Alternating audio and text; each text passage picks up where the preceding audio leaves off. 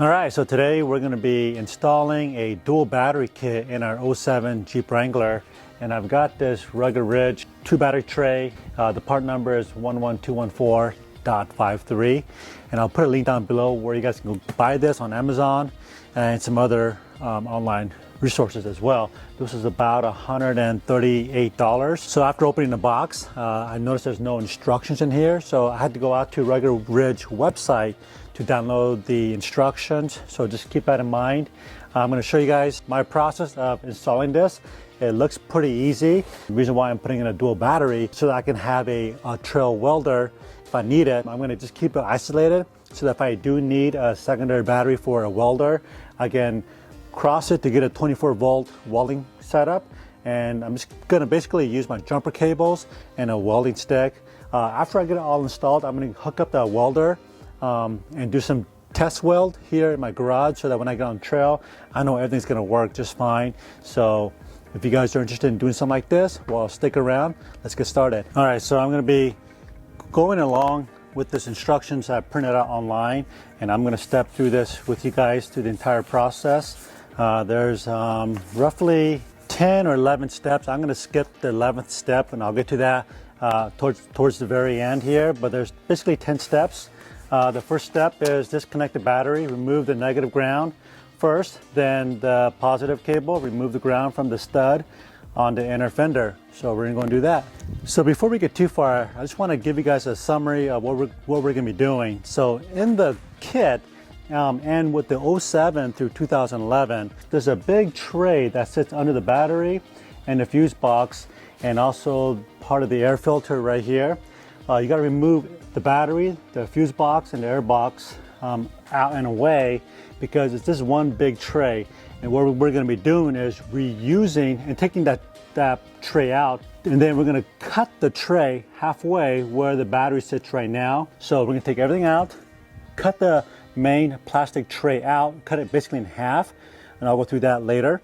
And then we're going to put the other half back in and then assemble everything. So just want to give you guys a quick overhead of what we're trying to do. Okay, so step one is remove your battery terminals, the negative first, and then your positive. And then if you've never removed your battery before, there's a little tab at the bottom of your battery. It takes a 10mm socket. It might be 8 depending.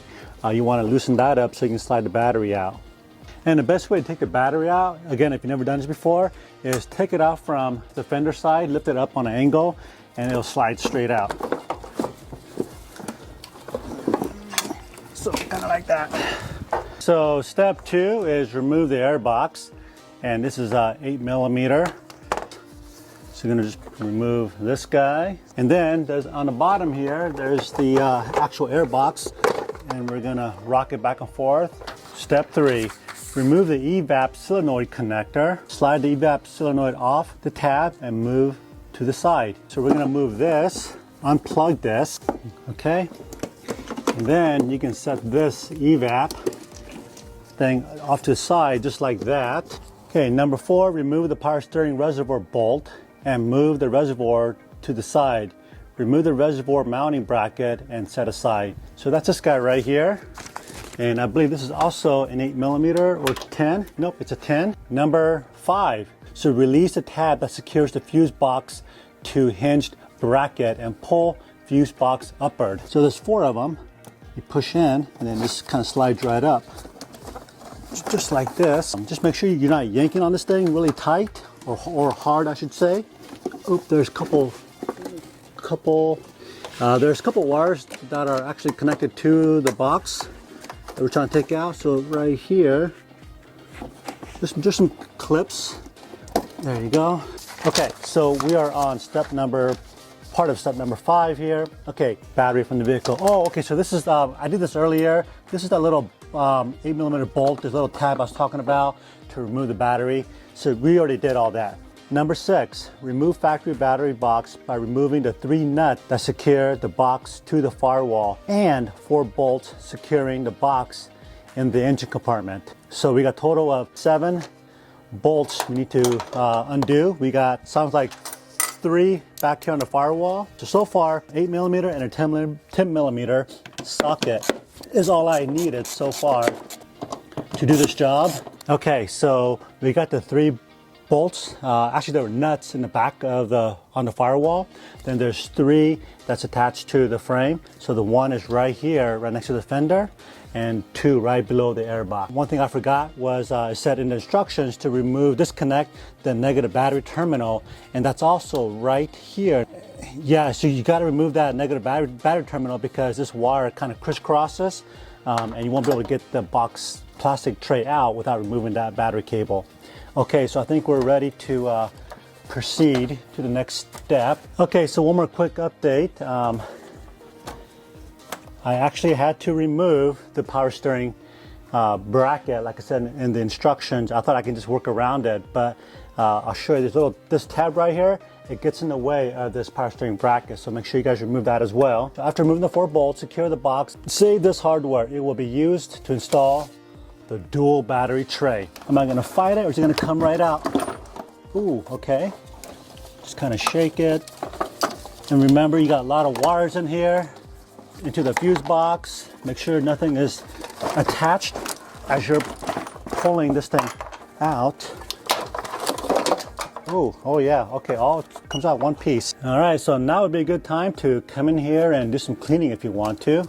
So what the instruction does not have is you need to remove this fuse box metal tray right here. This is the 4 tabs that the fuse box locks into, and there's 4 10mm bolts or screws. So make sure you guys take that out. And then once you do that, the next part of the instruction actually makes sense because now they're asking us to measure 1 inch above this center line right here and draw a straight line and then cut this off.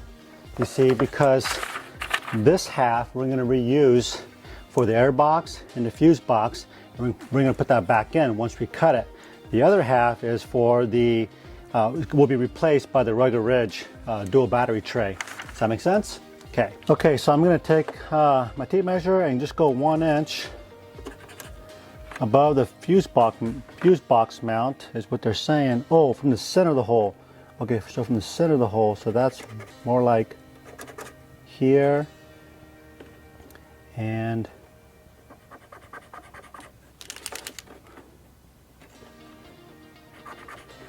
okay, so there and there. Then we're going to just basically draw a straight line.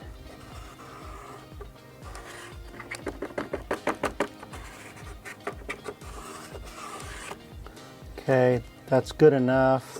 And then we're going to come up here and just kind of do the same thing. Okay, so I don't know if you guys can see that line, but I'm just using I got this white paint marker to mark my cut.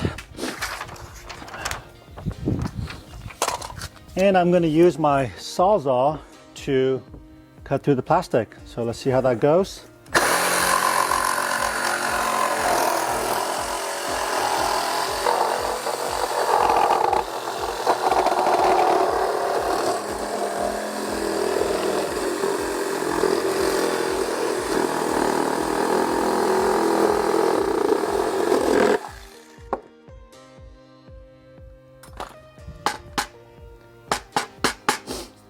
Okay, so looks pretty good.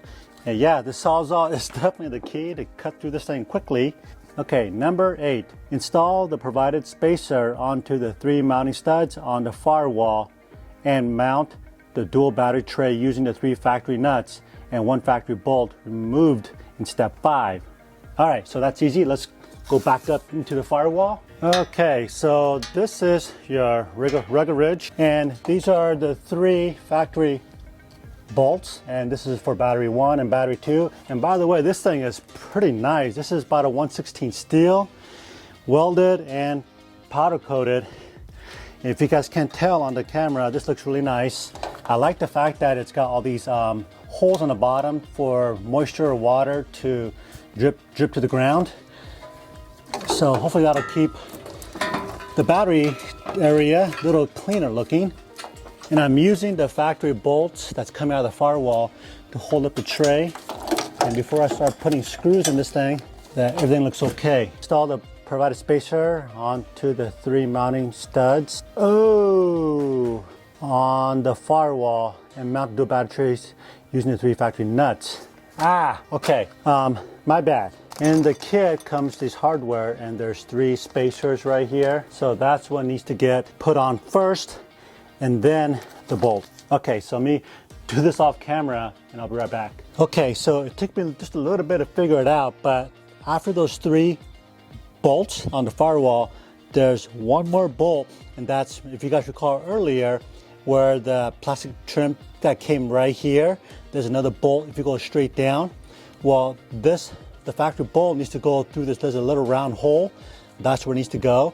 And that connects to part of the frame, just basically down here. So you'll get it. So now that makes more sense. Now that we only have 3 point, but we got a 4th point of contact. And I feel much better about that than I thought originally. It was just gonna be those 3 holding those 2 batteries. So number 9, install the front section of the factory battery box that was cut in step number 6 using factory hardware. Now we gotta put this piece back on, and basically it's gonna be held by 2 bolts. One here by the power steering pump, and one here next to the fender. And these are the 2 bolts or screws that's gonna be holding the air box and the fuse box. So just carefully place this cutout box back where it came from. Hey guys, so I want to give you a quick update. My camera shut off at some point, and I thought, okay, let me just give you guys a quick summary so we can wrap up this video, and I think this will make sense, hopefully. Okay, so in the kit, there's the battery tray, and then there is this fuse box bracket. Now, originally, early in the video, I thought it was just held by the battery tray was just held by those 3 bolts on the firewall, and then the 1 screw right there. That was my original thought. But then, it wasn't really clear in instructions about this fuse box bracket. So, yes, this bracket comes in the kit that has this little tab right here. This tab that's sticking up that's where this is gonna connect to, okay? But more importantly, this fuse box bracket has 3 holes in the back that's already tapped out for a screw, because that's going to tie into your battery bracket, and it's also going to tie into the factory plastic tray that we cut out earlier. So now we have 3 pieces that's all tied together, making it 1 bracket. So earlier in the video, I thought it was just going to be kind of a standalone bracket, and that's where I kind of also mentioned that it's going to be a little flimsy, but actually it all ties together. So we got 3 pieces: the battery tray, the fuse bracket, and then the factory plastic bracket. They all kind of tie together. Lastly, you're going to need to install the factory fuse bracket right on top of the Rugged Ridge fuse box bracket. So this will go on top, and then once that's installed, then you can pretty much put everything back together and you're gonna be done. So this is really the last thing I gotta do, is install this, snap everything back together. Lastly, I wanna show you guys the very last instruction, which is number 11. This is basically a diagram to show you guys how to connect the battery to both the dual battery setup here. Again, this is all part of the printout that you get. Again, it didn't come in the box for me. It may for you, but if you guys need the actual instructions, you guys can just go out to the Rugged Ridge website and download it there. But I will also leave the link in my description down below. So if you guys have any comments or questions, let me know on that. All right, guys, so just got done putting everything back together. And sure enough, if you're wondering, I was wondering just as much if actually 2 batteries does fit in the JK, and it does. You might have noticed here the terminals are going this way versus going this way. So yeah, the bracket, I don't know if it's out of square, it's a little bit maybe kittywampus, but you can see how right down the middle here, it's not really square, if you will, okay? If that makes sense. There's a big gap in the back, and there's no gap up here in the front. So it's like a V shape. And it was really tight fit. The most difficult part about getting everything done is actually getting these battery bracket on these little J hooks. They don't leave you. There's super tight tolerance, and I'm sure it's smashing the battery a little bit. And then secondly, this evap. Now this thing was real pain in the butt because it doesn't quite fit in there as I was expecting. So what I had to do is there's a cable right down here, and that cable I had attached to the factory. There's a little clip that it connects to. Well, I had to disconnect it because I needed more room for this wire, for the evap wire right here. I needed more room, so I had to disconnect it and push the cable just a little bit this way. So it's basically this big wire right here, harness, is kind of floating around, okay, behind the fuse box, which is not a big deal, but it just wasn't a perfect fit. You had to do a little bit of jury rigging. Even the evap can, you can see it's not quite parallel, which doesn't really matter, but it is a super tight fit. I actually ended up kinking my evap cable right here, and I'm not sure if that's going to cause some issues down the road right here. So hopefully that tube is not, there's no air leaking through there. Otherwise, we have some other issues. Then I got to replace the whole thing. Then smogging becomes a problem. So yeah, it wasn't as clean as I thought it was going to be. But for only 138 or 39 bucks, I think this is going to work just fine. So with that being said, hope you guys enjoyed this video on installing the Rugged Ridge 2-tray battery bracket. So until next time, we'll see you guys in the next video. Thanks for watching.